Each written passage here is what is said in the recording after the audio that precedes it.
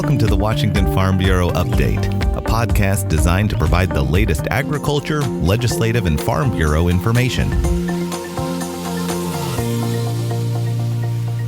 Thanks for joining us. I'm Ben Tyndall. Well, in legislative news, we are less than 1 week away from the first policy committee cutoff. This means that bills that began in the House need to be voted out of the House policy committees, or those that began in the Senate need to be voted out of the Senate's policy committees by Friday, February 7th. Otherwise, generally speaking, bills that are not voted out by that date will no longer be eligible to progress this session. So, with that deadline looming in front of legislators, I'm sitting down with Tom Davis, our Government Relations Director. Tom, tell us what we might be able to expect moving into this week.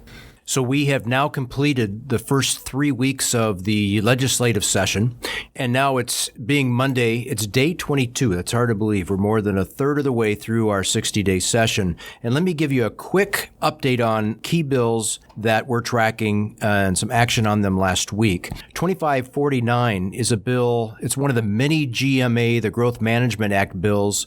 We talked about this one, I believe, in the last podcast, and this one would roll salmon recovery as a new goal into the GMA, and it also would add a new measurement called net ecological gain into any land use project that's done. That would require you to actually increase the environmental conditions found at the location of your building project or your land use project rather than the no net loss standard that it currently exists.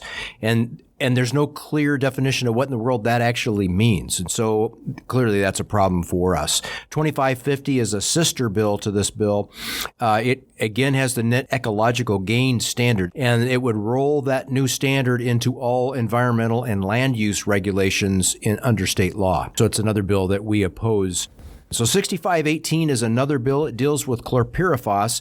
It's an important pesticide used sparingly across agriculture, but is an important tool. And this bill seeks to make it unlawful to use it.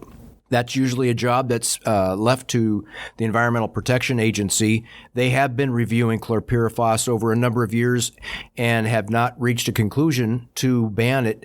So there are a few states, California, New York, Hawaii, that are in the process of phasing it out. And this bill would have Washington join that small set of states who think they know better than the EPA.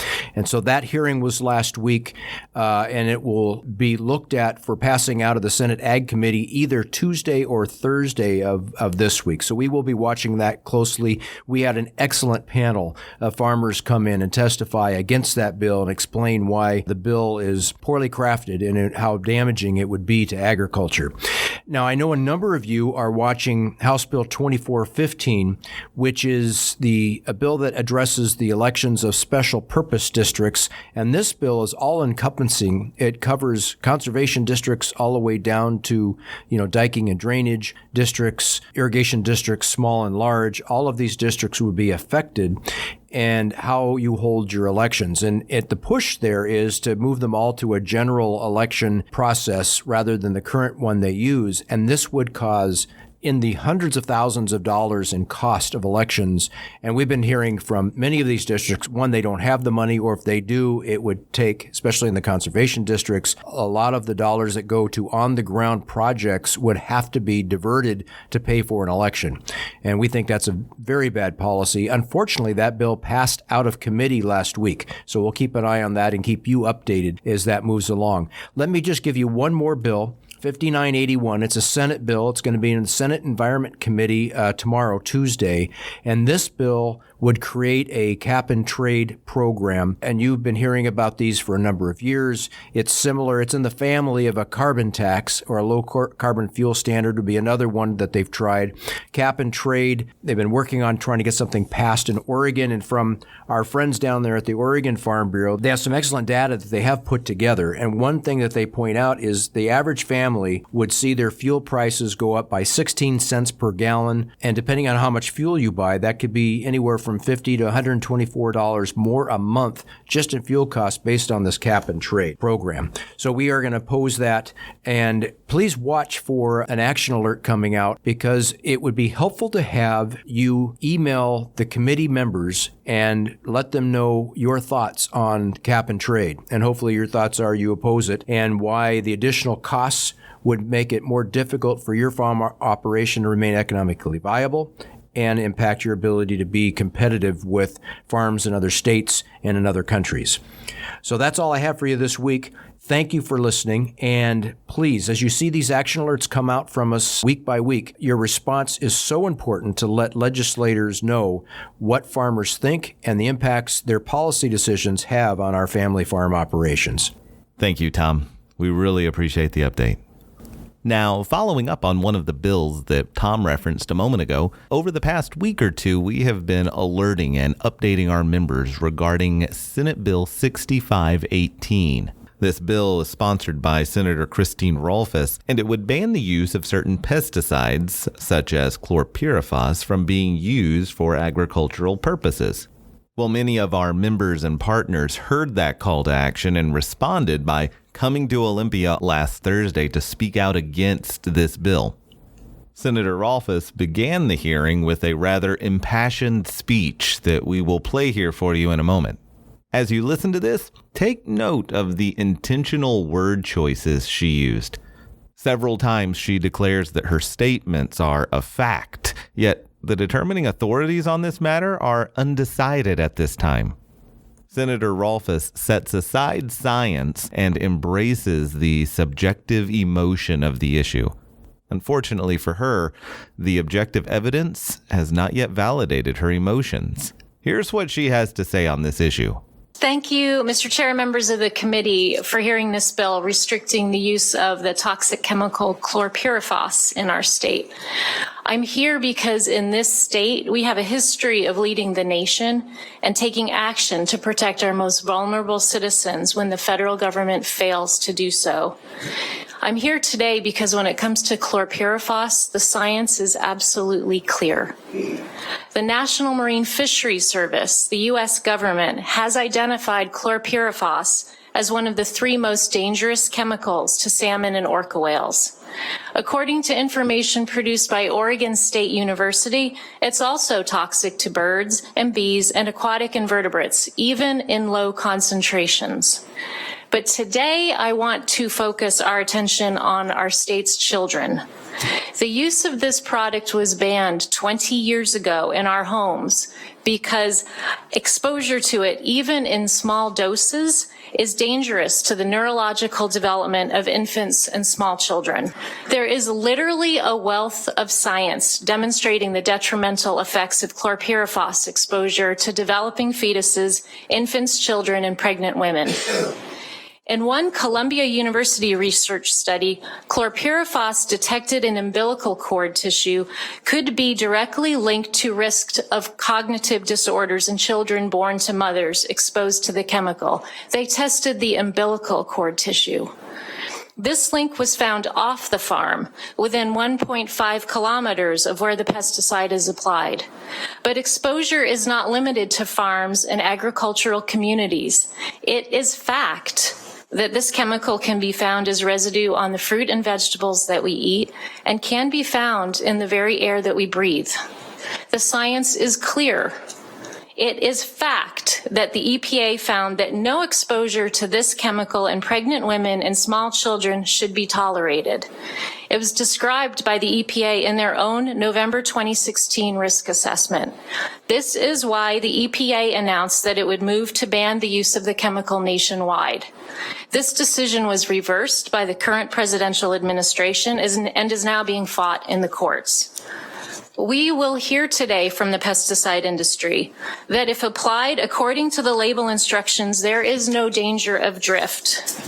I believe that the applicators are following the law. They're following the label instructions, but clearly the law does not protect us. We may hear that the bill picks winners and losers. Senate Bill 6518 directs chemical applicators to choose alternatives to chlorpyrifos where those alternatives exist, and it allows its use in those crops where alternatives have not been developed. So yes, the bill allows some growers to continue using it and asks others to find alternatives. This proposal does not completely protect the public, but it does minimize the public's overall exposure while the chemical manufacturers work on alternatives. We might hear that we need every tool in the tool chest. This bill says, okay, but if there are other tools, use them first. We might hear, because I've heard it, that this issue is far too complex for citizen legislators to decide. I'll tell you, this citizen legislator is not a scientist, but I understand the science, and the science is pretty clear. We might hear there's no rationale for this bill. Why are we doing this? Members of the committee, you may not know that this pesticide was banned in the European Union last month because of the clear link between exposure on our foods and on our fields and autism and behavioral disorders. It was banned through a negotiated settlement with the chemical producer in California last spring and in Hawaii. When the federal government refuses to act, our state has a long-standing tradition of doing what's right.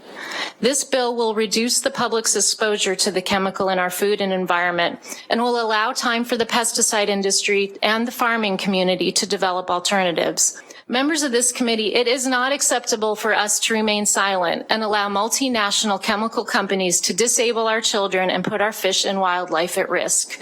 They need to stop making this chemical. They need to stop selling it. And if they refuse to stop, we have the power to stop them, at least from profiting from it by selling it within our borders. I ask our growers and our trade associations to stand with us, to help protect our children, to help protect all of our families from this chemical that scientists are telling us is dangerous, and to demand, I'm asking them to demand that their chemical suppliers offer them a safer product. Thank you very much for hearing this bill. Well, those comments were strongly responded to by our Farm Bureau members as well as numerous others who came out to testify in opposition to Senate Bill 6518. Here is a little bit of what was shared during Thursday's testimony. I am Brad Haberman. I'm a fourth-generation farmer rancher, a first-generation hay processor in the Kittitas Valley, and I'm also the vice president of the Washington State Farm Bureau. On our farm, we farm about 2,500 acres, mostly Timothy hay, alfalfa, and Sudan grass. 3 years ago, we had to spray chlorpyrifos on our alfalfa field. We had a roundworm infestation that was devastating that field. We had a licensed applicator with his rig spray it to the label on the field. Without the use of a pesticide, we would have lost $53,000 on that field alone, and we would have had to plow it out and plant something else. In 2018, we were organic cherry growers. We saw an infestation of leafhoppers. We tried to combat it. We couldn't. Today, we had to remove 450 cherry trees. It combines to about 17,000 pounds of cherries. I don't use WFB Ban, but maybe once every 4 or 5 years. It's usually only on a small acreage that we have something that we cannot address elsewhere, but it is a vital part of our operation. We make sure when we use our chemicals, our sprays, we want to be as precise as possible. This is our family and our farms as well. We want to make sure that we're using them to the best practices available. I love my children, I love my wife, and there's nothing that we do on our operation that would prevent me from taking home our onions and feeding them to my family. We follow the label, which is law, and we work very hard to ensure workers' safety.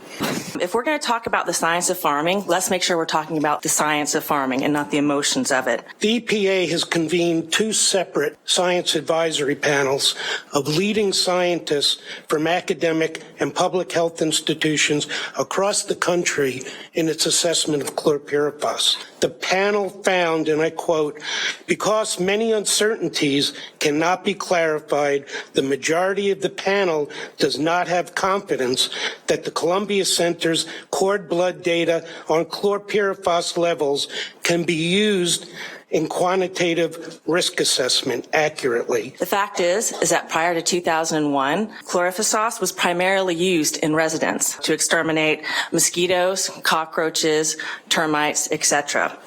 So let's be clear, this contamination happened from residential use, not from agricultural use. I can tell you that we do not spray our chemicals on the ground. They go on the trees where our target is. Conventional growers in my region are using WFB Ban at most once per year. The application is made by people trained in drift abatement while the trees are sleeping, so the buds are closed, there's no fruit on the trees, the bees are not in the area, and of course we don't have any people in the area that are not properly suited up and protected. The likelihood of finding residues on fruit is almost nil. You're not going to find chlorpyrifos overtolerance. The way the law is currently written, we have to go, we scout the orchard, we find the little cherry disease prior to bloom, and then we have to go and get a special permit. If we could act the minute that we found it, we could use less product and it would prevent the spreading than having to wait 2 or 3 days. Waiting 2 or 3 days in an orchard is years for a bug to multiply and spread. So the sooner that we can take care of this, the less we can use. We have a certain pest that could decimate an onion field within less than 24 hours. I've had opportunity to walk a field, and I come back the next afternoon, and there are 10 to 12 acres can be wiped out in less than 24 hours. By not having this product, the remaining 100 acres of that field could be wiped out in the next 24 to 48 hours. It's a very critical product for us. Agriculture has been very responsible. Removing this tool, it will actually make the cherry industry much worse and not very competitive. Once you start banning it from one farmer and one crop, you get on a slippery slope that makes it easy to take away from the rest of us. It was mentioned that safer, newer chemistries need to be developed. The average time for a chemistry to start being developed to the point that a registered label is put in place is 11 years. 11 years is way too long to come up with alternatives that we can use to be able to farm our crops. I'd love to have one of you sit in the pickup next to me, spend the day seeing how we handle these products and the safety in which we express towards our employees. It's very transparent. There's nothing hidden at all. We are required to do audits from our customers, and we submit ourselves to additional audits so that we can be transparent to our customers about the safety of their food in which we're selling to them. Agriculture is the second leading economical force in Washington state. I would hate to see it devastated. We work out in the environment all the time. My family worked out in this field. We work to be good stewards of the land and to take care of the environment. We want to extend our sincere appreciation to the Farm Bureau members who came out on Thursday to testify during this hearing. Your presence, your experience, and your voice were definitely seen and heard. Finally, we here at Farm Bureau are consistently, if not constantly, encouraging our members to get involved and to advocate for or against legislation that is going to impact agriculture and make a difference on your family. One of those members who did just that is Howard Jensen from Benton County. Howard came out to Olympia on Thursday to attend the public hearing on Senate Bill 6518. Yet well before Howard even got into his car to come to Olympia, he was already an advocate for this issue within his community. Here's the story he shared with me on Thursday after the public hearing. A week ago at work, I received an email from Washington State Farm Bureau. And in that email, it talked about a bill that was going to be come forth that would be potentially prohibiting or banning a chemical that we use on the farm. And so with the information, once I read that information, I immediately got on. I took to the email system and emailed all the partners and first generation, second generation, and third generation on our farm to share that information with each of them and invited them. Let them know that I would be attending and that I would also be asking our agronomist, who would be an expert on this subject, to be attending. And then the next day, I turned not only to the email system, but I phone called all of them and let them know the date and the time and invited them again so that they would be able to have the opportunity to come. I think that when bills come forward like this, we need to be very proactive and work hard to get representation to come and to either testify or to be a supporter in the seat and to cheer on those that are testifying. I want to encourage you in whatever capacity you're able to get involved. You can be a strong advocate for policies and legislation that are going to impact you, your family, and your neighbors. It does make a difference. Well, that wraps us up for this week. The WFB Update is a production of the Washington Farm Bureau, the voice of agriculture in Washington State, ensuring our family farms continue to feed the world. To learn more, visit our website at www.wsfb.com.